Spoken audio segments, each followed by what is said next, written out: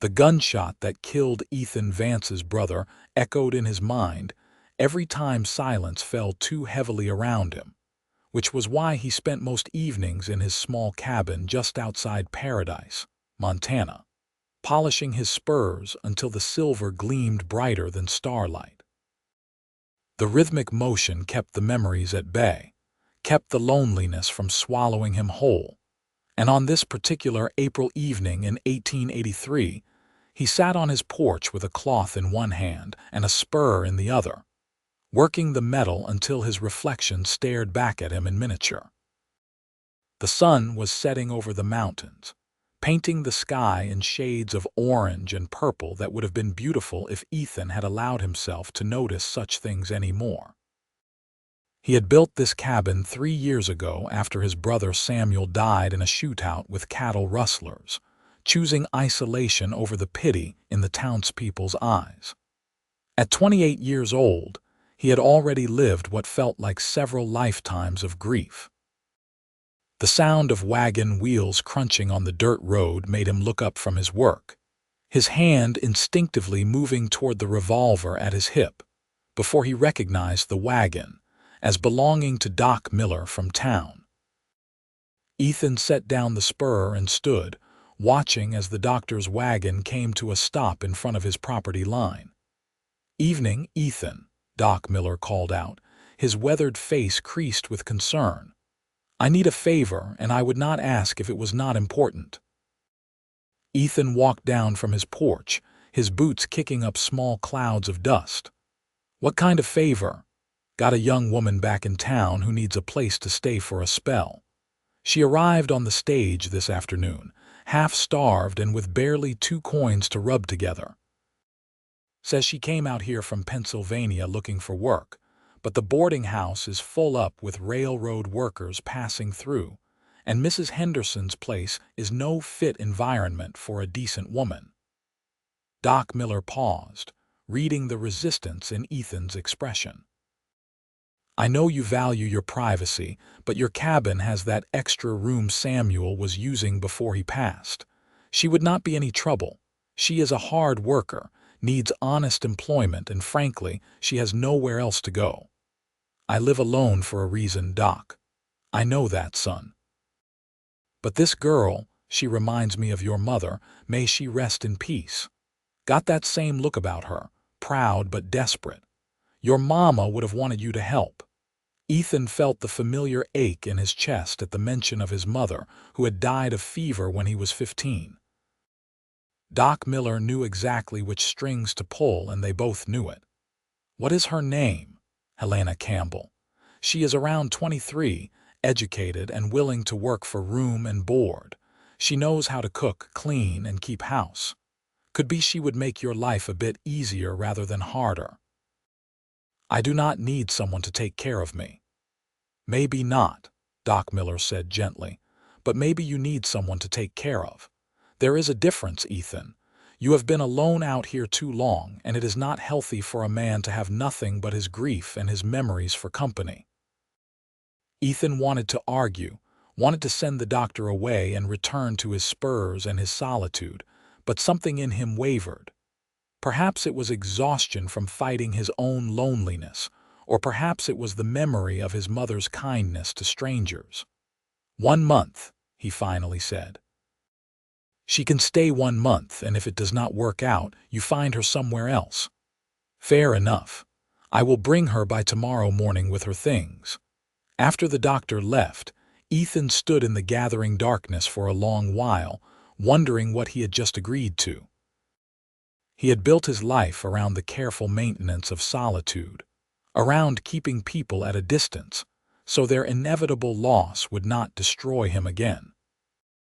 Now he had invited a stranger into his home, and the thought filled him with something that might have been anticipation if he still allowed himself to feel such things.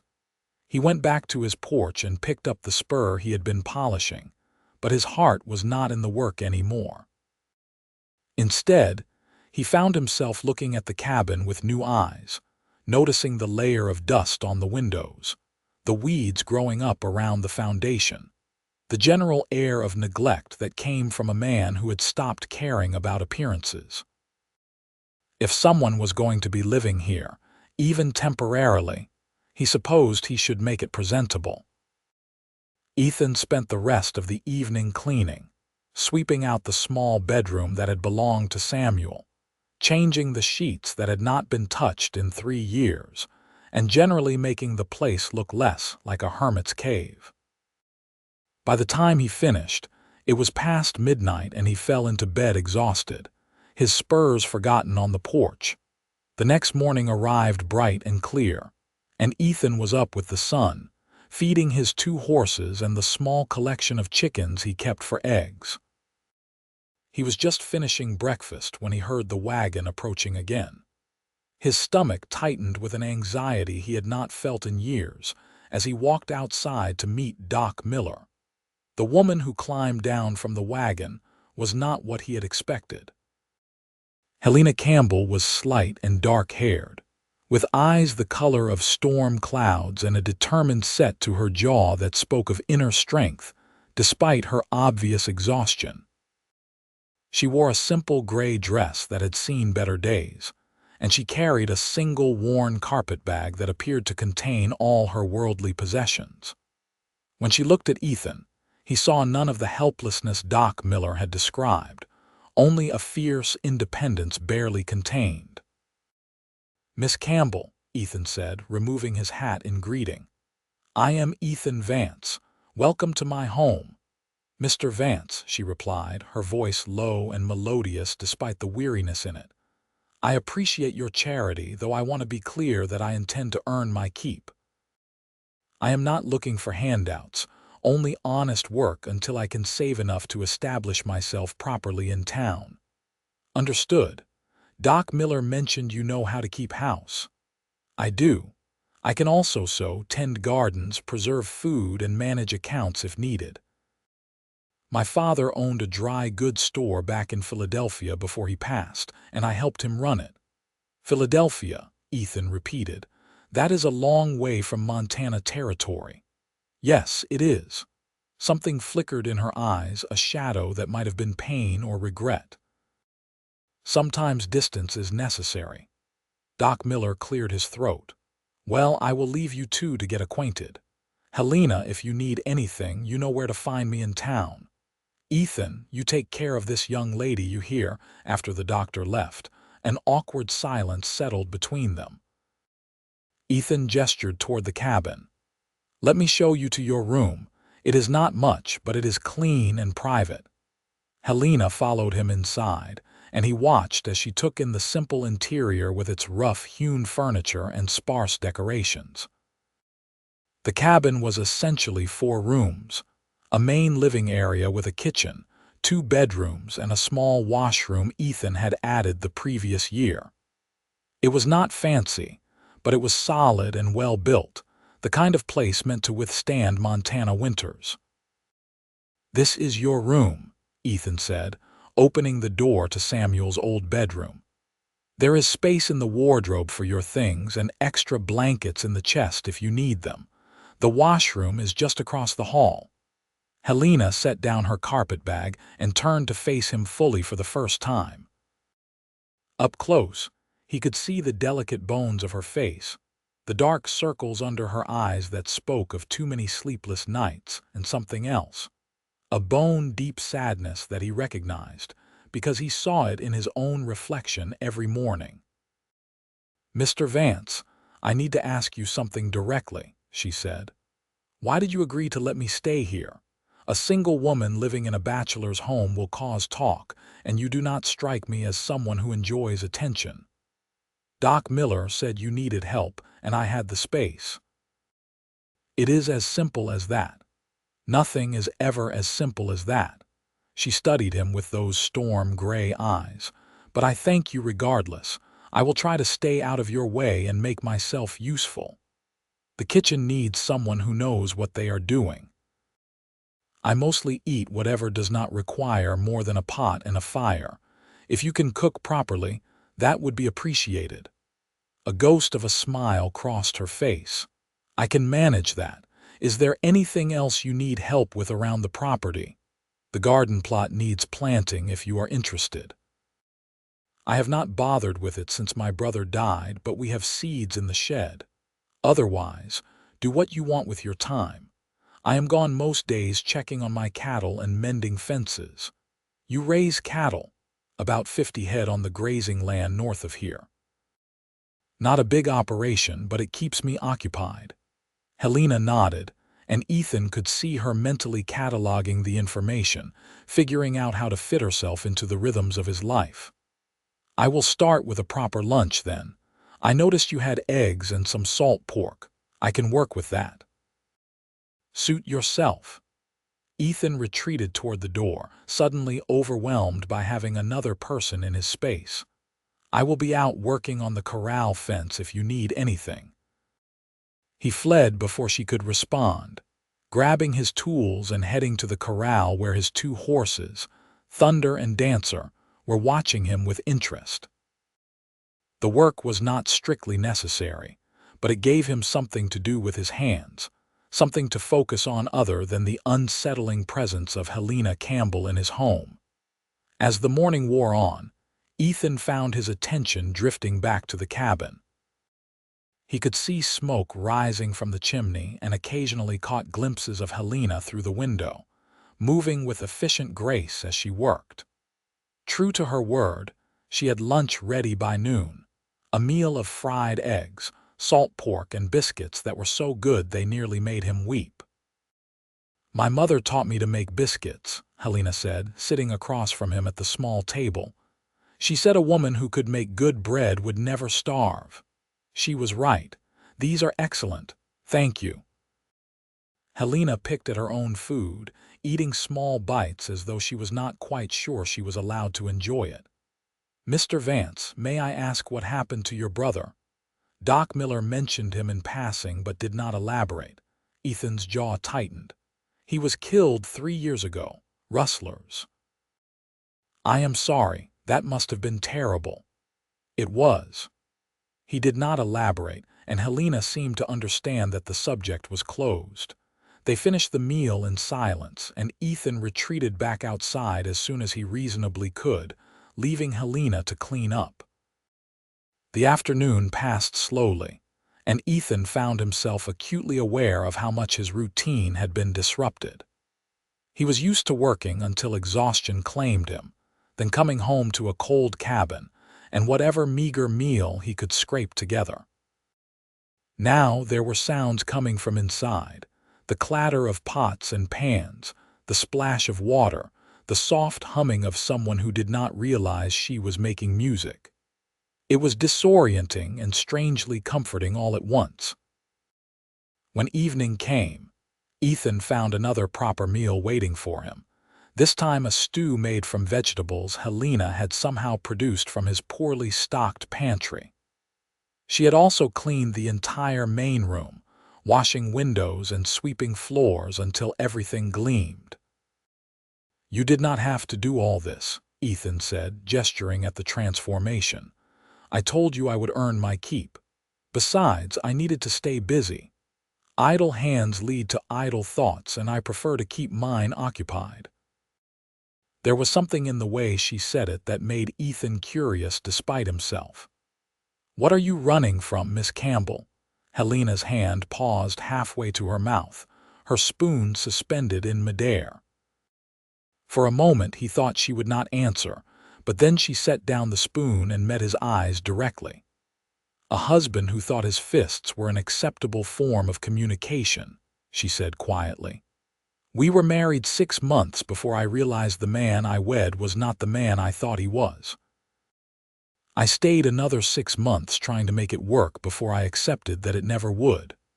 So I took what money I had managed to hide away, bought a train ticket west, and left everything behind. The matter-of-fact way she spoke made the words even more horrifying. Ethan felt anger rise in his chest, a protective fury he had not felt in years. He hurt you. Yes, but he cannot hurt me anymore, and I intend to keep it that way.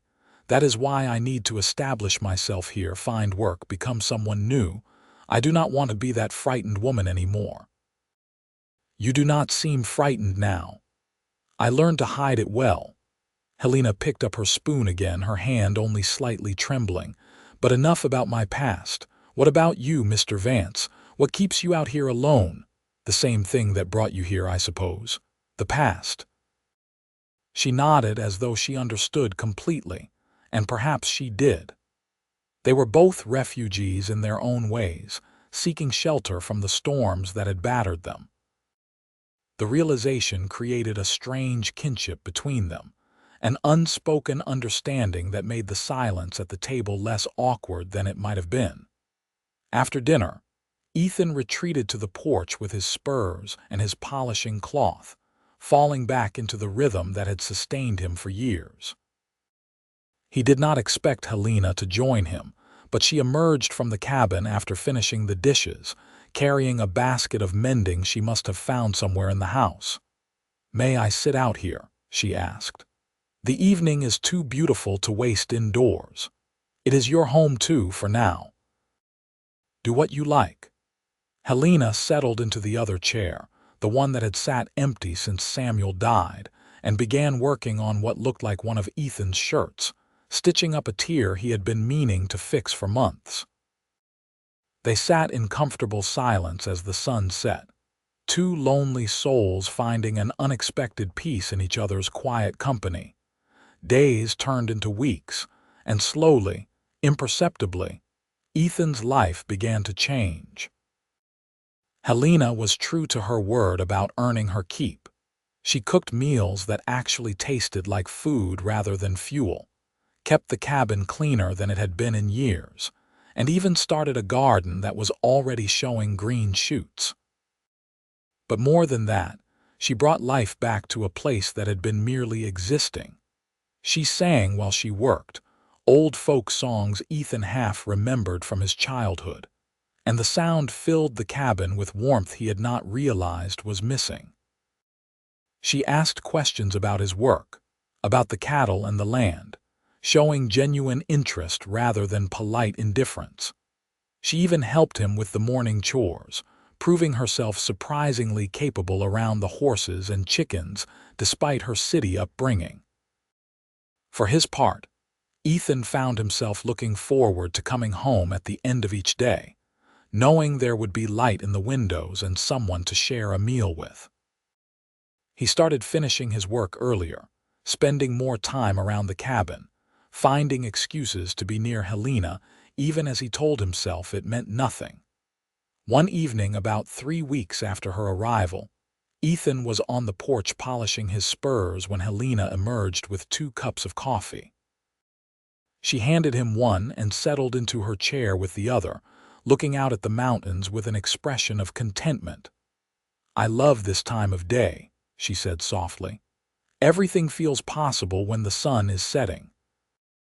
"You sound like you are settling in," Ethan observed, buffing a particularly stubborn spot on the Spurs roll. "I am. Maybe too much." Helena sipped her coffee, her profile lovely in the fading light. "I should probably start looking for permanent work in town, find my own place." "You have been more than generous, but I cannot impose on you forever." The thought of her leaving created a hollow feeling in Ethan's chest that he was not prepared for. "You are not imposing, and there is no rush. The month is not even up yet."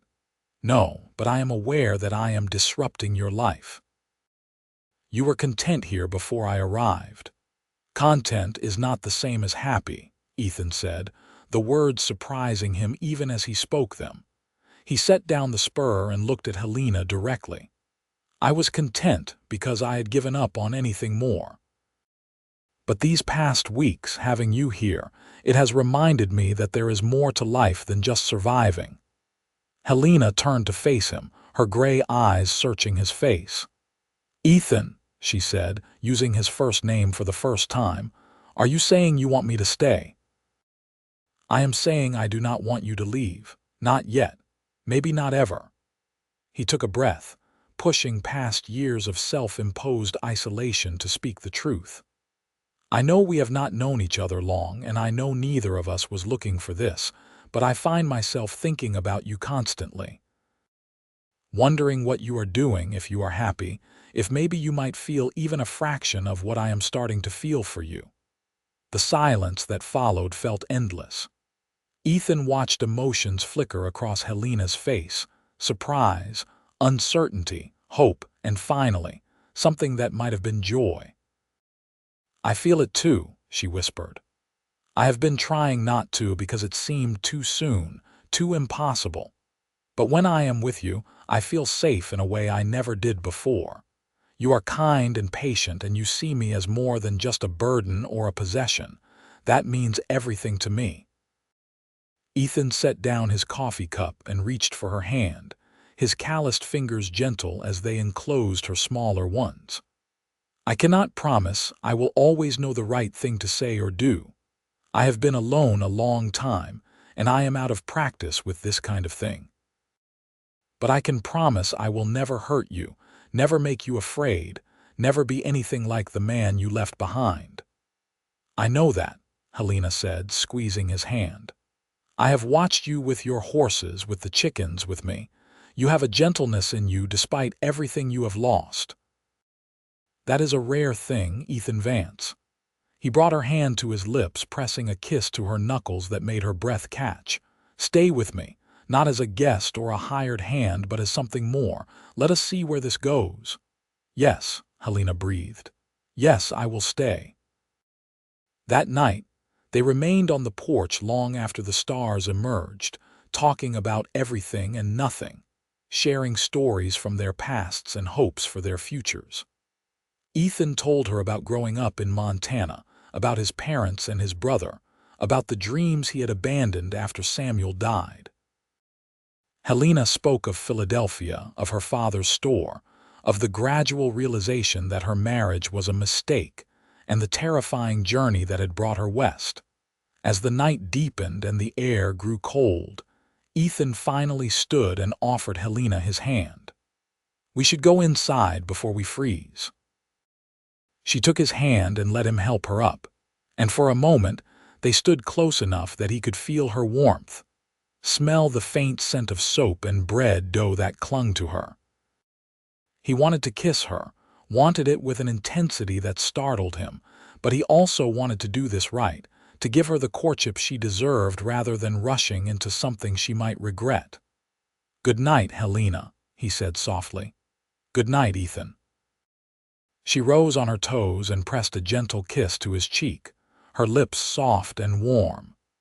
Then she slipped inside, leaving him standing on the porch with his heart racing like he was 18 again instead of 28.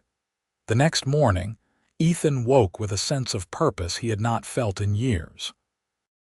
He had cattle to check and fences to mend, but first he wanted to do something special for Helena, something to show her that his words the previous night were not just empty sentiment.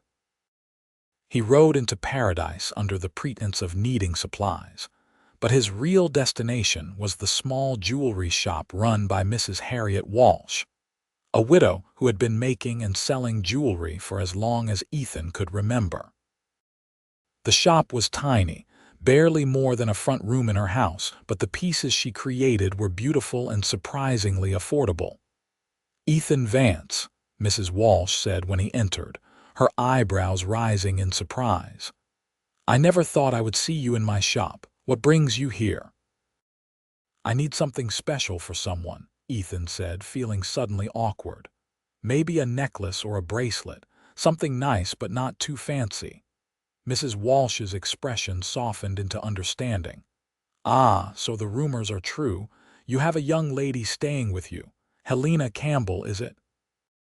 "Yes, madam." There was no point denying it in a town as small as Paradise.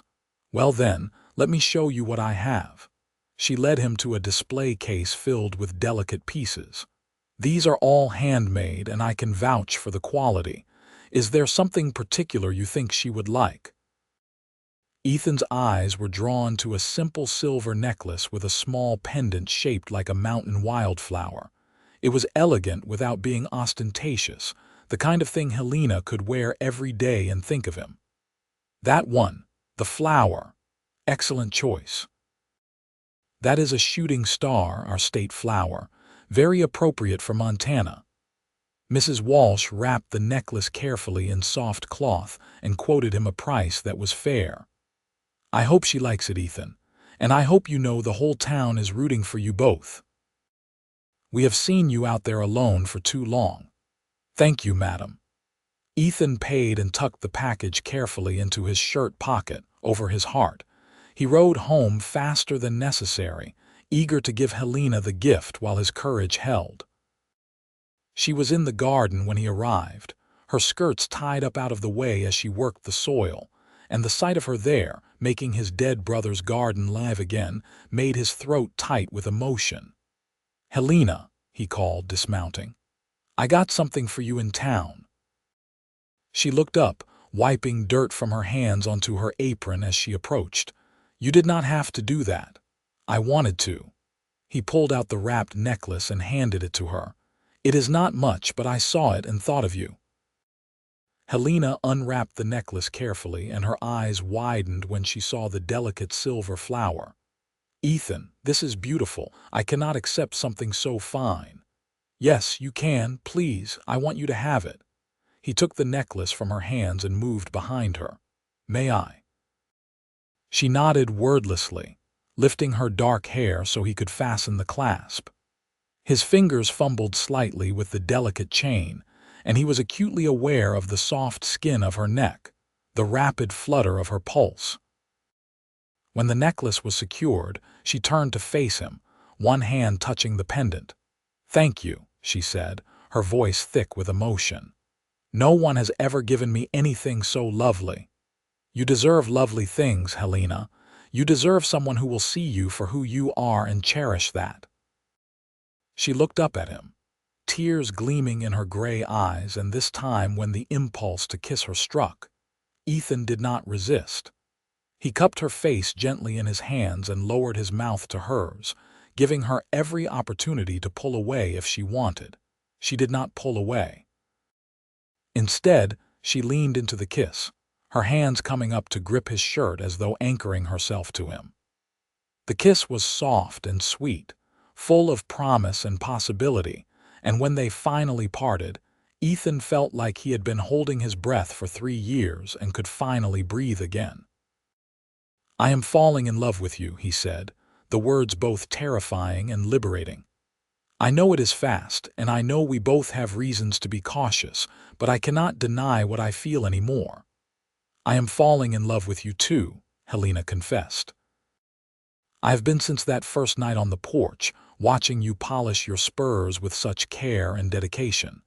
You put that same care into everything you do, and I want to be part of your life, Ethan, truly part of it.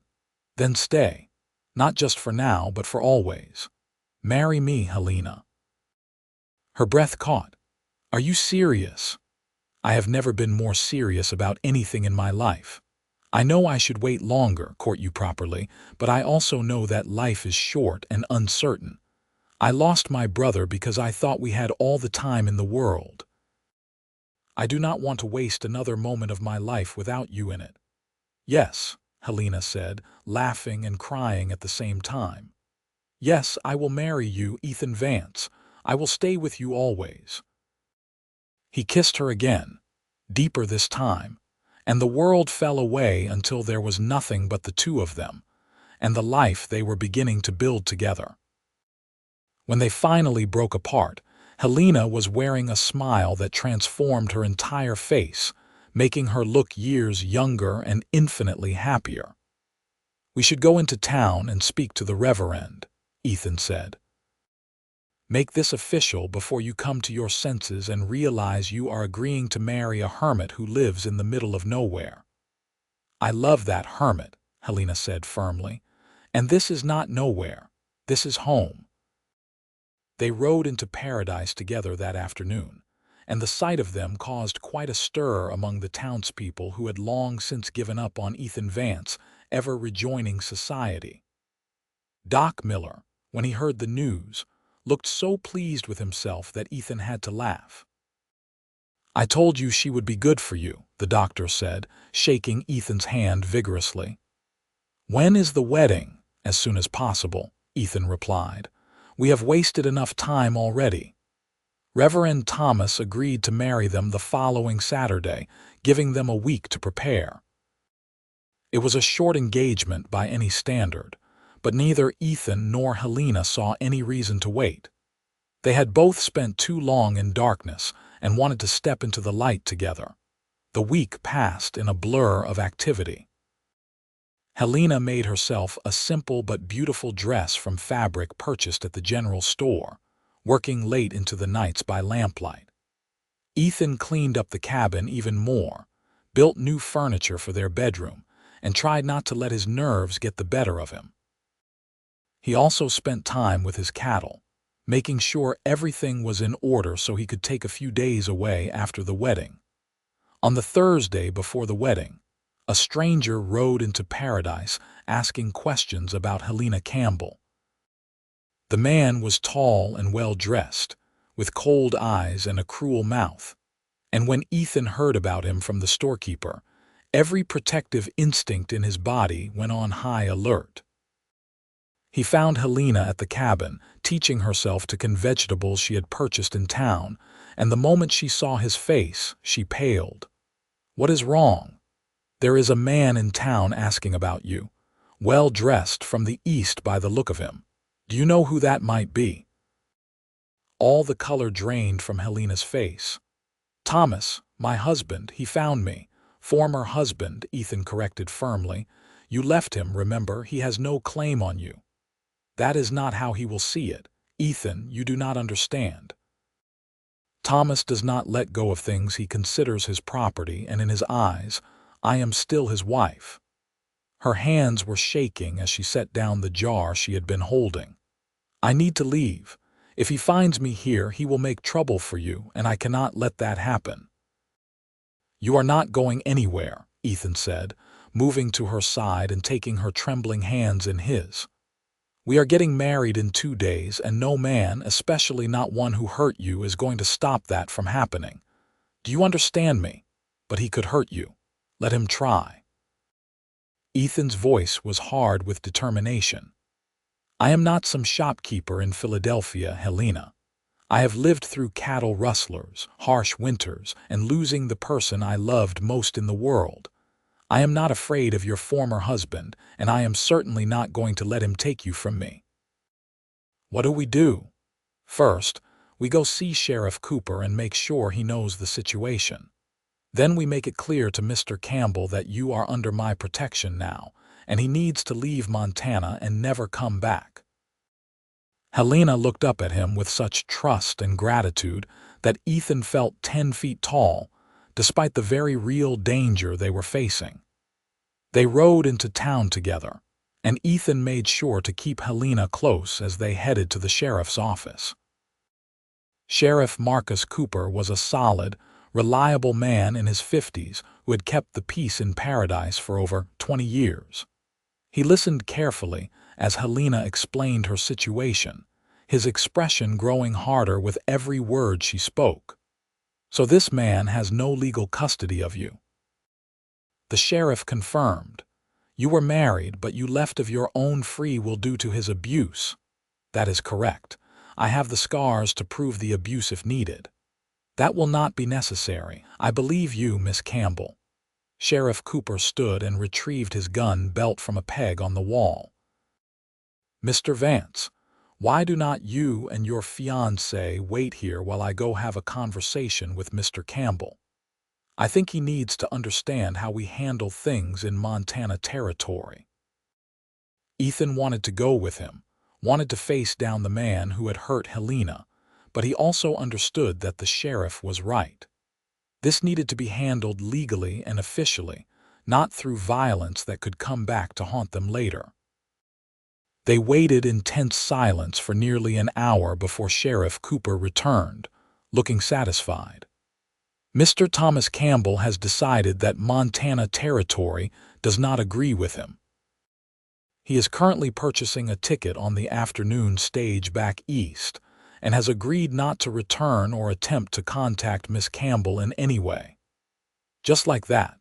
Helena asked, clearly not believing it could be so simple. "Well, I may have mentioned that we take a dim view of men who beat their wives out here, and that accidents happen all the time in the wilderness. I also pointed out that Miss Campbell is under the protection of Ethan Vance, whose family has been respected in these parts for 3 generations, and that any attempt to harm her would be met with swift and permanent justice. The sheriff smiled grimly. He understood my meaning. "Thank you, Sheriff," Ethan said, shaking the man's hand. "I appreciate you handling that. Just doing my job, and congratulations on your upcoming wedding. It is about time you found some happiness, Ethan." As they rode back to the cabin, Helena was quiet, processing everything that had happened.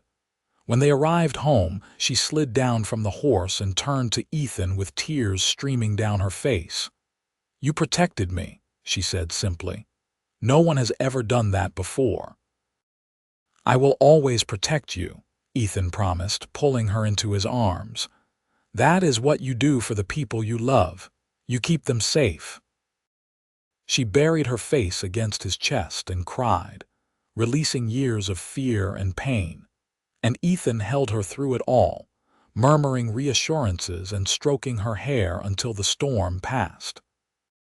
When she finally pulled back, her eyes were red but clear, and there was a lightness to her expression that had not been there before. "I am free," she whispered. "Truly free." "Yes, you are, and in 2 days you will be free and married to me if you still want that." "I want that more than anything." Saturday arrived with perfect weather, clear skies and warm sunshine that felt like a blessing.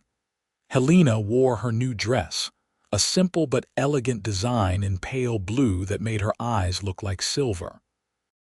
She had woven wildflowers into her dark hair and wore the necklace Ethan had given her, and when he saw her standing in the church, he forgot how to breathe. The ceremony was small, attended by Doc Miller, Sheriff Cooper, Mrs. Walsh, and a handful of other townspeople who had known the Vance family for years. Reverend Thomas kept the service short and sweet, and when he pronounced them husband and wife, Ethan kissed Helena with all the love and promise he had been holding inside. Doc Miller hosted a small reception at his house, complete with cake and champagne he had been saving for a special occasion. The townspeople congratulated them warmly, and Ethan realized with surprise that he had missed this sense of community, these connections that made paradise more than just a name on a map. "You look happy," Doc Miller said, clapping Ethan on the shoulder. "Happier than I have seen you in years." "I am," Ethan admitted. "I did not think I could feel this way again, but Helena, she made everything possible. That is what love does. It makes the impossible feel inevitable." The doctor smiled. "Your brother would be happy for you, you know. Samuel always worried about you being alone." The mention of Samuel should have brought pain, and it did, but it was tempered now with the knowledge that life continued, that joy could coexist with grief. "I know he would. Thank you, Doc, for bringing Helena to me. You gave me back my life." As the sun set, Ethan and Helena rode back to their cabin, now truly their shared home. Ethan had spent the previous evening preparing everything, making the bedroom as comfortable and welcoming as possible, and now he carried Helena over the threshold like a proper groom, making her laugh with delight. "Welcome home, Mrs. Vance," he said, setting her down gently. "I like the sound of that," Helena replied, touching the pendant at her throat. "Mrs. Helena Vance, it sounds like a new beginning." "It is a new beginning for both of us." That night, they consummated their marriage with tenderness and passion, learning the geography of each other's bodies, discovering what gave pleasure and what made the other sigh. Ethan was careful with Helena, always aware of her past trauma, but she met him with equal enthusiasm, showing him that while she had been hurt, she had not been broken. Afterward, they lay tangled together in the darkness, Helena's head resting on Ethan's chest as he traced lazy patterns on her shoulder. "I love you," she said softly. "I know I have said it before, but I want to say it again now that we are truly married. I love you, Ethan Vance, and I am grateful every day that I ended up in paradise. I love you too, and I promise to spend the rest of my life making sure you never regret choosing me. I could never regret this. You polished away all the lonely years, all the hurt, and made me feel whole again." Ethan kissed the top of her head, inhaling the scent of her hair. "We polished away each other's loneliness. That is what love does. It makes us better than we were alone." As the months passed, Ethan and Helena built a life together that was richer and fuller than either had imagined possible. The cattle herd grew as Ethan invested more energy into the business, motivated now by the desire to provide well for his wife. Helena's garden flourished, producing vegetables that they sold in town along with preserves she made from wild berries she found in the mountains. They established a routine that worked for both of them. Ethan would rise early and tend to the livestock while Helena prepared breakfast. They would eat together, talking about their plans for the day. And then Ethan would head out to whatever work needed doing while Helena managed the household and garden. Evenings were spent together on the porch, Ethan polishing his spurs or mending tack, while Helena sewed or read aloud from books borrowed from the tiny Paradise library. But the best moments were the ones in between, the spontaneous kisses in the kitchen, the afternoons when Ethan would come home early and find Helena in the garden, and they would end up making love in the grass behind the cabin, the quiet conversations late at night when they shared their dreams and fears. By autumn, Helena suspected she might be pregnant, and Doc Miller confirmed it in October. Ethan's reaction was everything she could have hoped for, joy and excitement tempered with concern for her well-being. He became almost comically protective, trying to prevent her from doing any work that he deemed too strenuous, which was nearly everything. "I am pregnant, not made of glass," Helena finally said one day, laughing at his worried expression when he found her hanging laundry. "Women have been having babies since the beginning of time. I will be fine." "I know, but I cannot help worrying. You are precious to me, Helena. You and this baby, you are everything." She softened and pulled him down for a kiss. "We will be fine. I am strong and I have you taking care of me." What could go wrong? Winter arrived early that year, and by December, Paradise was buried under several feet of snow. Ethan made sure the cabin was well stocked with food and firewood, preparing for the long months when travel would be difficult. Helena, despite her growing belly, remained active, knitting tiny clothes for the baby and preparing everything they would need.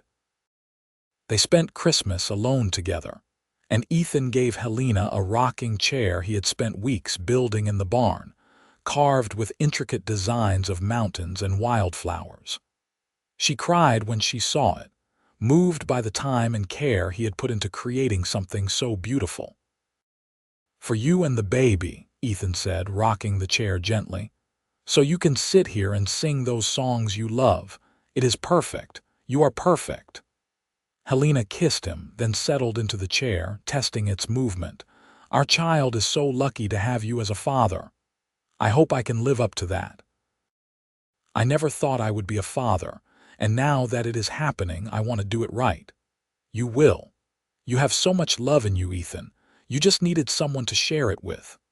The baby arrived in early May, just as the wildflowers were beginning to bloom across the Montana mountains. The labor was long and difficult, and there were moments when Ethan feared he might lose Helena. But Doc Miller talked him through his panic while Helena did the hard work of bringing their child into the world. When the baby finally emerged, wailing loudly, Doc Miller laughed with delight.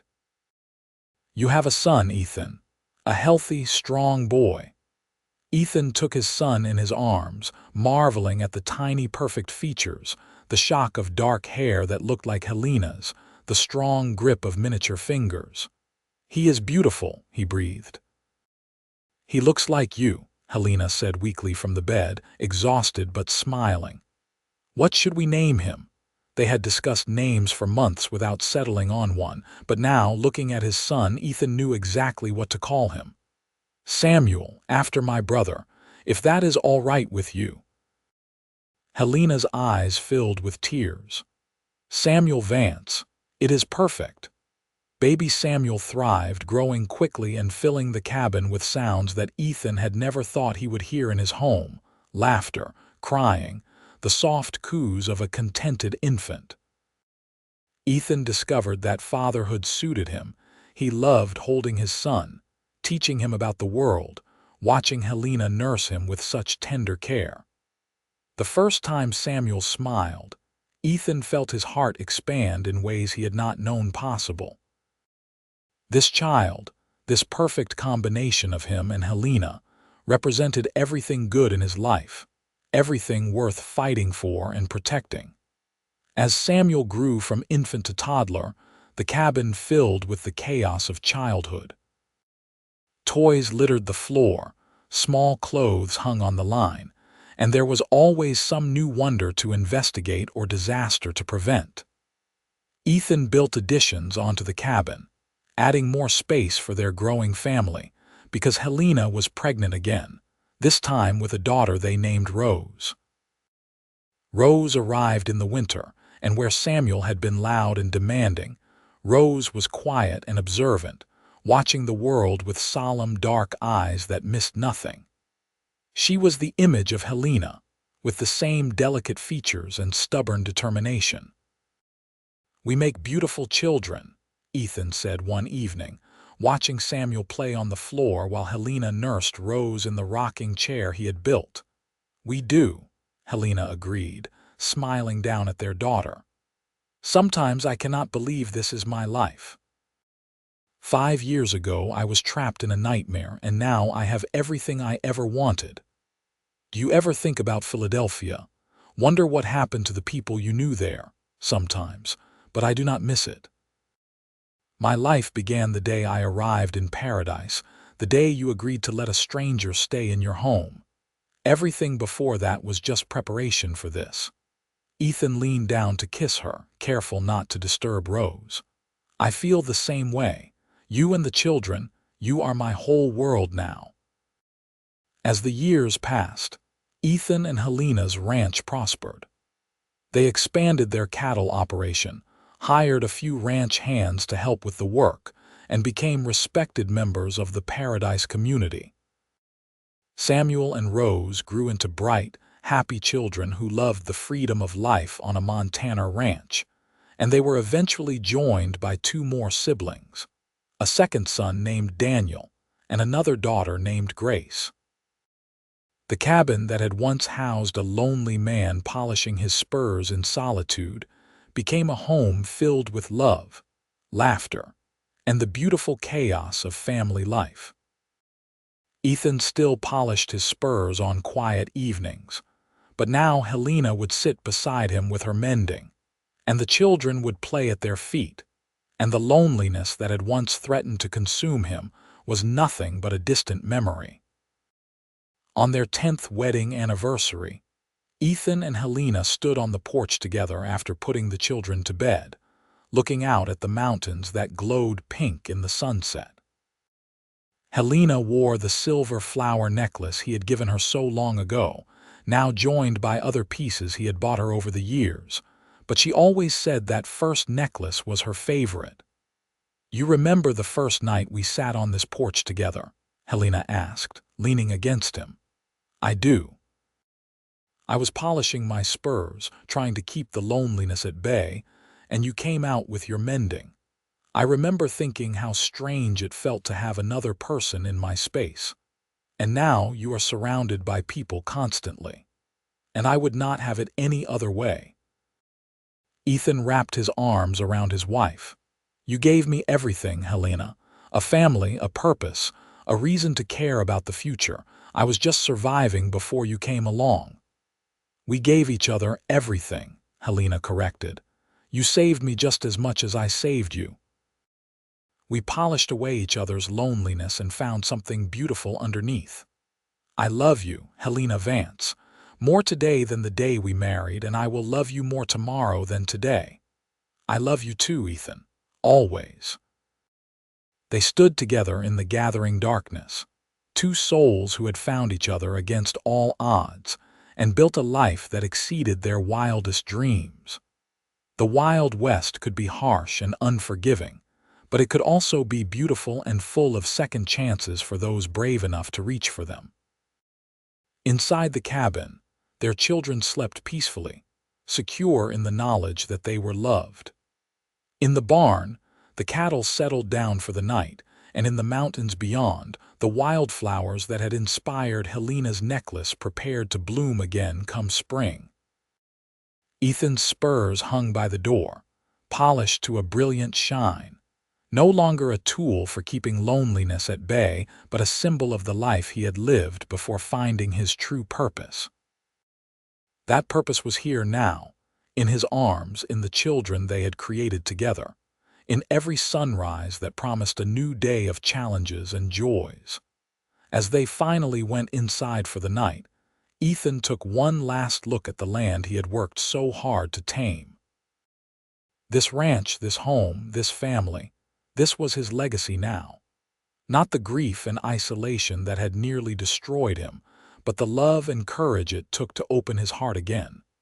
Paradise, Montana had lived up to its name, at least for Ethan and Helena Vance.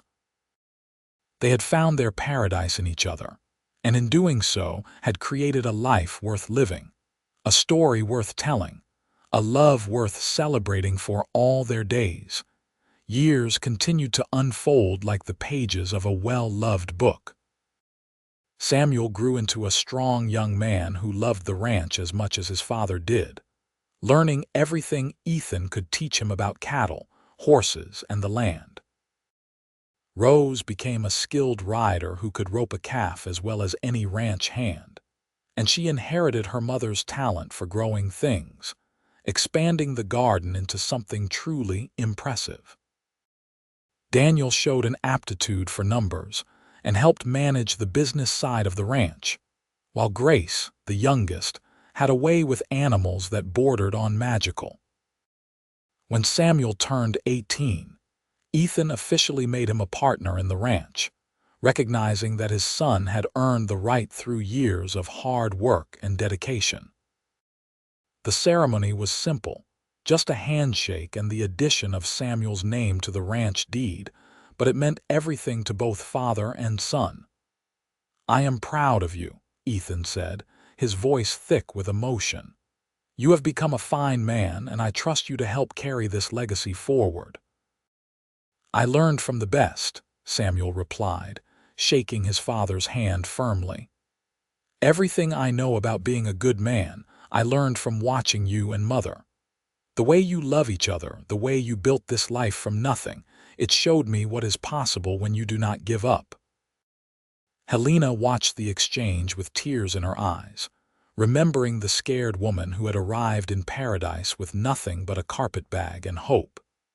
That woman would never have believed she would someday stand here, surrounded by a family she had helped create, in a home built on love and hard work. The ranch continued to grow and prosper. Ethan's reputation as a fair dealer and a man of his word spread throughout Montana territory, and buyers came from as far as Helena to purchase his cattle. The money allowed them to improve the property, build better barns and fences, and ensure their children would have opportunities they themselves had never had. Rose, when she turned 20, surprised everyone by announcing she wanted to attend the new agricultural college that had opened in Bozeman. It was unusual for a woman, but Ethan and Helena supported her dreams, and Rose became one of the first female graduates of the program, returning to Paradise with knowledge that helped modernize their farming techniques. Daniel eventually opened a land office in Paradise, helping newcomers navigate the complexities of homesteading and property law. His office became successful enough that he was able to build his own house in town, though he visited the ranch every Sunday for Helena's cooking and the company of his family. Grace, true to her gentle nature, became a veterinarian's assistant to the new doctor who opened a practice in Paradise as the town grew.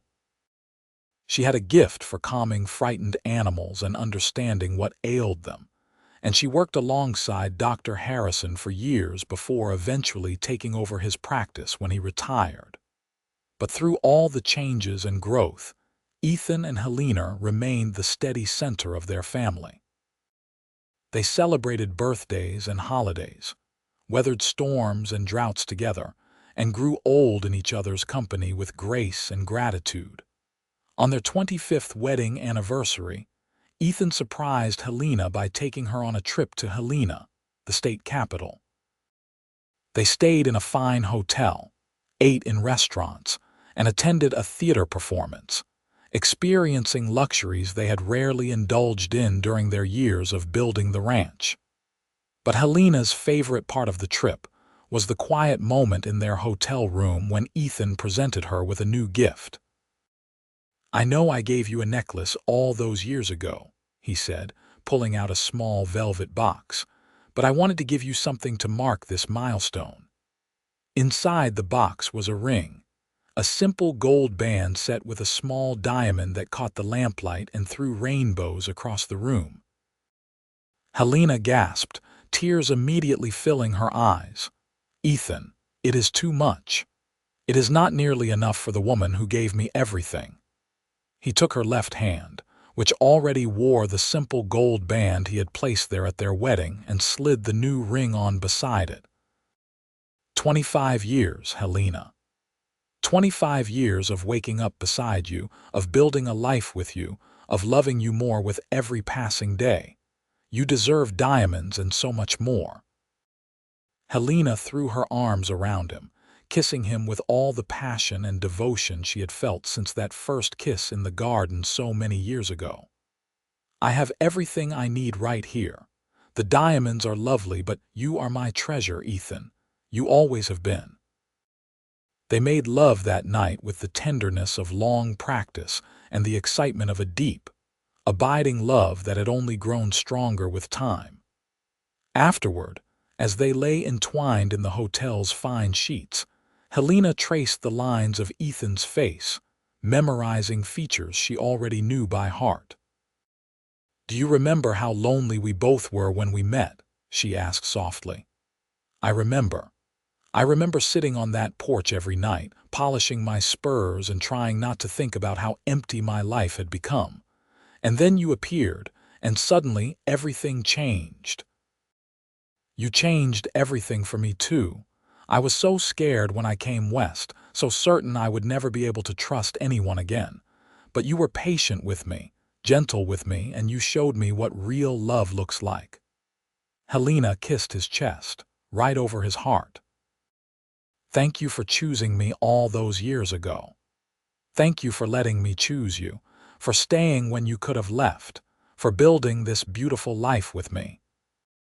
As they drifted off to sleep, wrapped in each other's arms, Ethan reflected on how drastically his life had changed since that April evening 25 years ago, when Doc Miller had arrived at his cabin with an unusual request.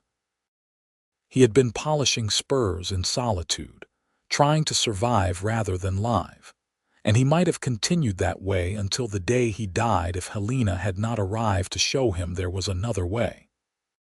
She had polished away his years of loneliness, not through grand gestures or dramatic declarations, but through the quiet, steady presence of someone who understood pain and chose love anyway. She had taught him that grief did not have to be the end of his story, that loss could coexist with joy, and that opening his heart again was not a betrayal of those he had lost, but a way of honoring them. When Ethan and Helena returned from their anniversary trip, they found the ranch in perfect order thanks to Samuel's capable management. But more than that, they found that their children had organized a party to celebrate their parents' milestone, inviting friends and neighbors from all over paradise to join in the festivities. The celebration was held in the newly built barn, which had been decorated with ribbons and wildflowers. There was music and dancing, food and drink, and toast after toast to the couple who had become the heart of the Paradise community. Doc Miller, now in his 70s but still practicing medicine, stood to share his memories of bringing Helena to Ethan all those years ago. "I knew they were meant for each other the moment I saw them together," he said, raising his glass. "Two wounded souls who found healing in each other. They built a family, a ranch, and a legacy that will endure for generations. To Ethan and Helena Vance, may they have many more years of happiness together." The party lasted well into the night, and Ethan danced with Helena under the stars, holding her close as their children and grandchildren. For Samuel and Rose, both had families of their own now, watched with love and appreciation. This was what they had built together, not just a ranch or a business, but a community of love that extended far beyond their own family. As they grew older, Ethan and Helena began to slow down, leaving more of the daily ranch work to Samuel and his sons while they enjoyed the simple pleasures of their golden years. They spent mornings in the garden, afternoons in the rocking chairs on the porch, and evenings watching the sunset paint the mountains in colors that never ceased to amaze them. Ethan still polished his spurs occasionally, more out of habit than necessity, but now the task brought him peace rather than being a desperate attempt to outrun his thoughts. Helena would sit beside him, her hands busy with knitting or quilting, and they would talk about everything and nothing, comfortable in the silence that comes from decades of companionship. On a warm summer evening when Ethan was 63 and Helena was 58, they sat together on the porch as they had done countless times before. The sun was setting, casting long shadows across the property they had built together, and their grandchildren played in the yard while their own children visited inside the house. "I have been thinking," Helena said, setting down her knitting, "about how different our lives might have been if we had not found each other." "Why torture yourself with such thoughts?" Ethan asked, pausing in his polishing. "Not torture, gratitude. I think about that frightened woman who arrived in paradise with nothing, and I marvel at how far she has come. How far we have come together." Helena reached for his hand. "You gave me a life worth living, Ethan. You gave me children, grandchildren, a home, and most importantly, you gave me love without conditions or fear. That is a precious gift. You gave me the same gift. I was dead inside before you arrived, just going through the motions of living. You brought me back to life, Helena. You made me remember why life is worth fighting for." They sat in comfortable silence for a while, watching the last rays of sunlight disappear behind the mountains. Inside the house, they could hear laughter and the sounds of family, the clatter of dishes, the excited chatter of grandchildren, the deep voices of their sons discussing ranch business. "We did good," Helena said softly. "Building all of this, raising our children, making a life here. We did really good, did we not? We did better than good. We created something beautiful and lasting." Ethan lifted her hand to his lips and kissed it gently. "And we are not done yet. We still have years ahead of us, years to watch our grandchildren grow, to see what our children accomplish, to enjoy the fruits of all our hard work." And they did have more years, years filled with quiet contentment and the deep satisfaction of a life well lived. They celebrated more anniversaries, welcomed more grandchildren, and continued to be the bedrock of their family and community.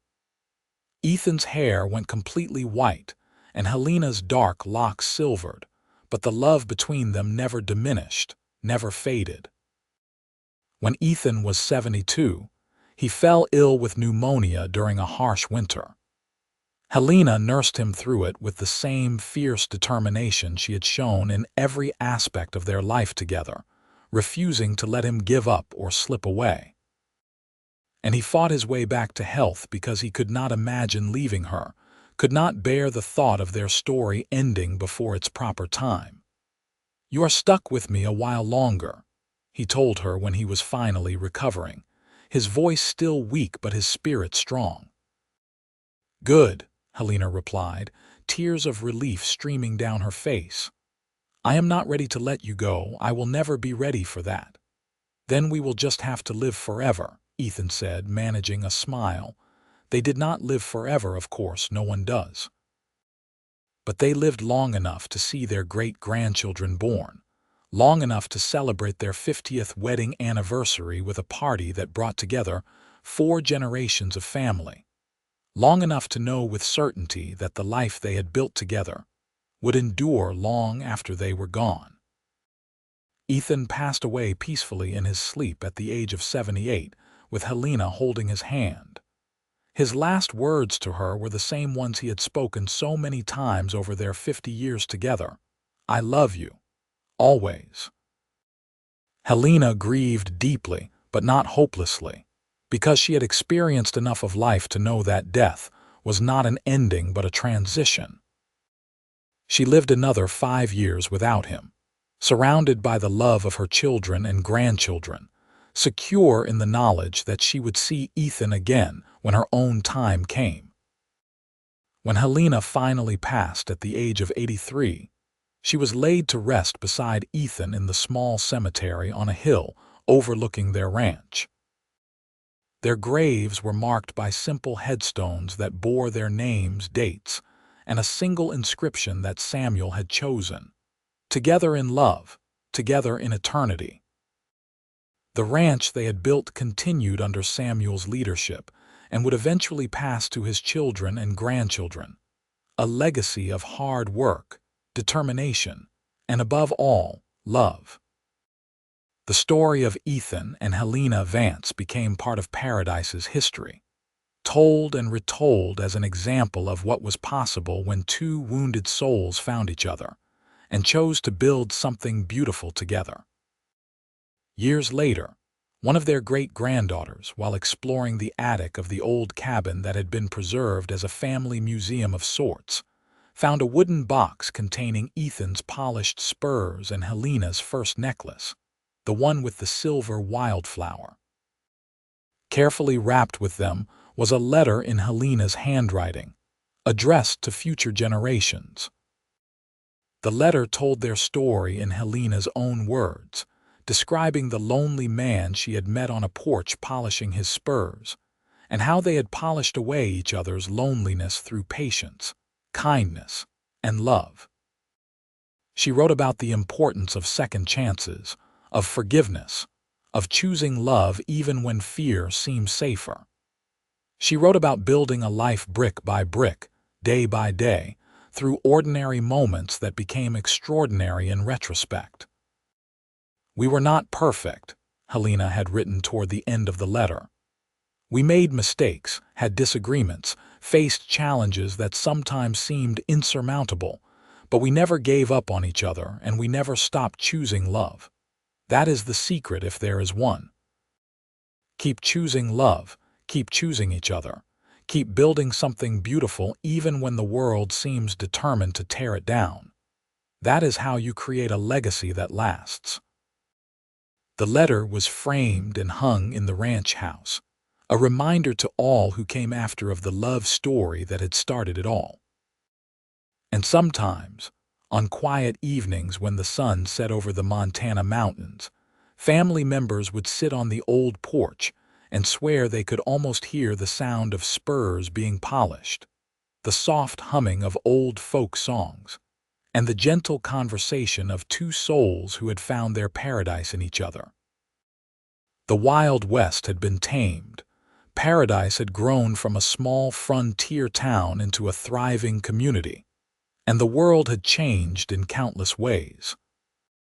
But the love between Ethan and Helena Vance remained constant. a testament to the enduring power of two people who found each other in their loneliness and chose to build a life together that transcended their pain. Their story lived on in their descendants, in the ranch that still bore the Vance name, in the community they had helped build, and in the simple truth they had proven through 50 years of marriage. That love, real love, can polish away even the deepest loneliness and create something beautiful in its place. In the end, Ethan had been right all those years ago when he told Helena that they had polished away each other's loneliness. They had done more than that, though. They had created a love story for the ages, one that would inspire generations to come and prove that even in the harsh reality of the Wild West, tenderness, devotion, and happily ever after were not just possible but worth fighting for with every breath. And so their story concluded, not with tragedy or loss, but with the quiet satisfaction of a life lived fully, a love expressed completely, and a legacy built to last forever. The Spurs that Ethan had once polished in solitude became a symbol of transformation, a reminder that we are never too lost to be found, never too lonely to find companionship, and never too broken to be made whole again through love.